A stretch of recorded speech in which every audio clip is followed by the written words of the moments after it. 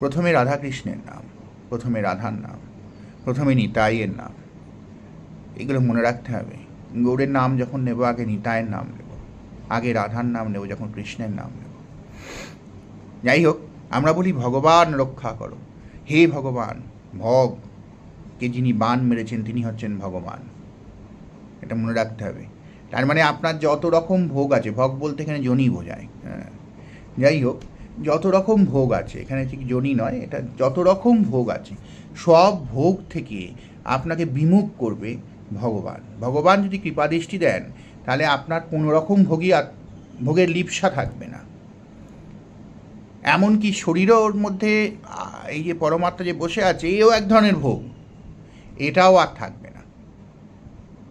তখন আপনার পঞ্চত্তর প্রাপ্তি হবে, তখনই ভগবান কৃপা করবেন। মনে রাখবেন। ভালো থাকবেন সবাই।